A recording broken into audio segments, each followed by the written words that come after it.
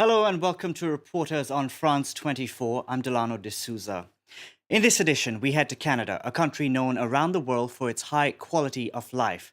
But what is less known is the reality of the country's Indigenous population. They live a markedly different existence, filled with poverty, unemployment, and alarmingly high suicide rates. Their living conditions have worsened over the past decade, this despite criticism from the United Nations. The country's Indigenous people are paying a high price for past policies of colonialism. Employment is the cornerstone of participation in modern Canadian society. Employment is not only a source of income, it is also the basis for self-respect and autonomy. For Canadians as a whole, employment level has improved in the last decade, although unemployment still remains stubbornly high even during relatively good economy time. Unfortunately, whether in good time or bad, employment among Indigenous people in Canada remains lower, and unemployment rate higher than those of population in general. Now let's see some data of Indigenous people's population and income. Canada is the sixth most developed country in the world, according to the UN's Human Development Index.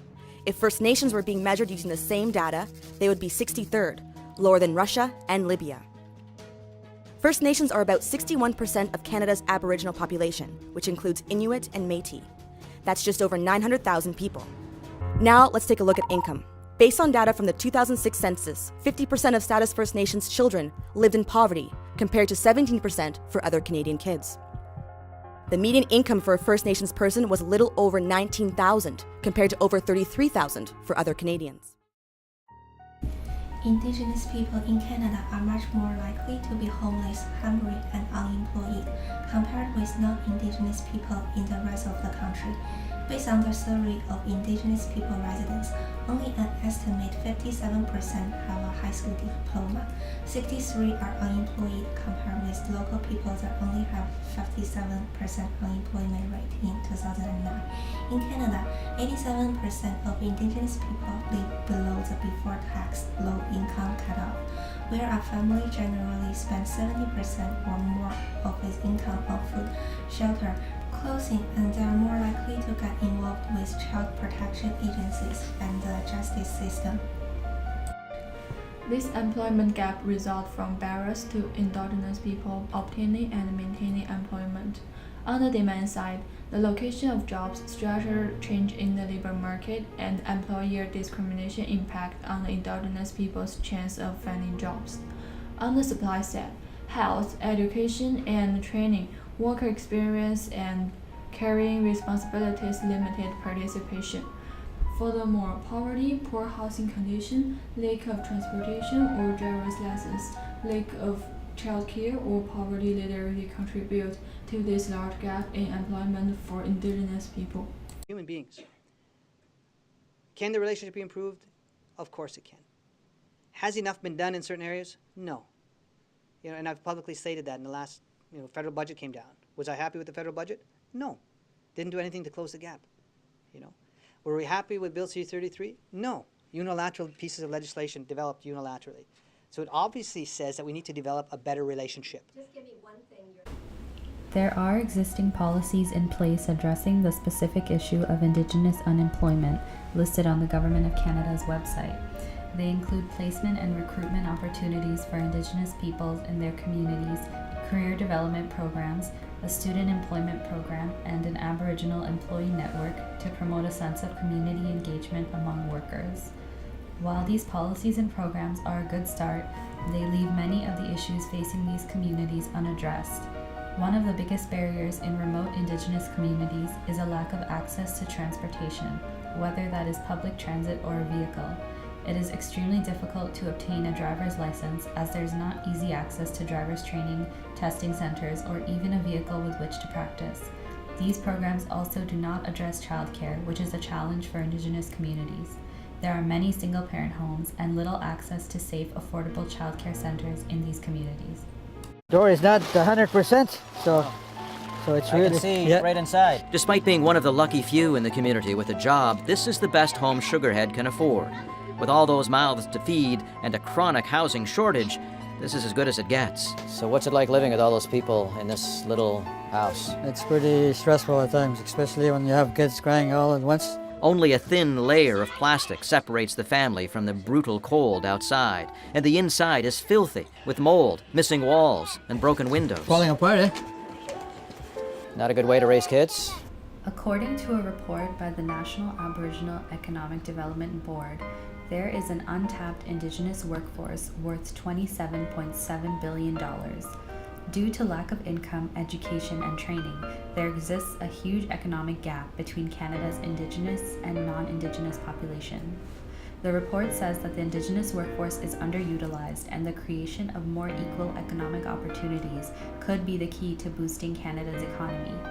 Gaps in income between Indigenous and non-Indigenous populations reach up to $52,000. If all gaps are closed, the value of the Indigenous workforce would be about $8.5 billion a year. If the Indigenous employment rate is brought up to the rate of the rest of Canada, that new working population would be worth $6.9 billion. The underutilized population in Northern Canada has the potential to generate $1.2 billion. Finally, if the costs associated with poverty, such as social assistance and housing programs, are eliminated, that is $8.7 billion. Put together, this creates $27.7 billion, a 1.5% boost in Canada's GDP. There are a number of economic models that can be applied to the topic of Indigenous labour force in Canada. One such concept is demand theories of discrimination. This occurs when the demand for one form of labour is lower than other forms of labour, resulting in lower employment and lower wages for that group. In this case, the demand for Indigenous labour may be lower than that of other ethnic groups in Canada. This theory may be what's observed in Canada's labour market, as there are significantly lower levels of employment for Indigenous populations compared to the rest of Canada. This labour market outcome could be the result of prejudice on the hiring firm's part towards Indigenous workers. As well, there may be a dual labour market, which places many Indigenous workers in a secondary labour market with lower wages and poor conditions. This may be the case as Indigenous workers are less likely to work in occupations that require technical expertise and more likely to be found in trade-related occupations. Another concept that could be relevant is education as a filter. For many firms looking to hire workers, education can act as an indication of productivity. Due to imperfect information, firms do not know how productive a worker will be when making a hiring decision.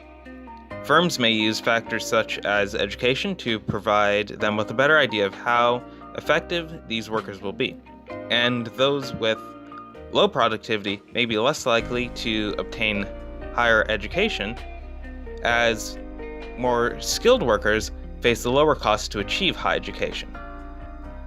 In this case, lower education among Indigenous workers may be seen as a sign of low productivity, rather than a result of poor conditions or other factors that may impact the capability for workers to obtain a high education. To improve upon what the government has put in place, we recommend implementing some more policies to improve the lives of Indigenous people and attempt to bridge this large employment gap. Firstly, we recommend the government invest in affordable childcare centers in these communities.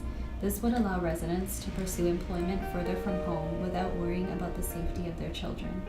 It would also create opportunities for those within the community to work in these centers. Secondly, we recommend the government implement effective public transit systems that will provide opportunities to those living in remote communities. This could be a system similar to that of other towns, or a shuttle service connecting them to industries and job locations outside their communities. Again, this would create opportunities for residents to work for these systems. Thirdly, we recommend the government connects with Canadian industries and incentivizes them to create more Indigenous recruitment programs. These would include the corporate sector, health sectors, and educational institutions. This type of program would open these industries up to an untapped labor market and provide Indigenous people with opportunities they would not otherwise be exposed to within their communities. Additionally, we noticed that Indigenous people already in the labor force face difficulty when it comes to the workplace. There are several barriers to retention of Indigenous workers in public service. In particular, overly high expectation, discrimination, and racism and lack of recognition of skills and knowledge.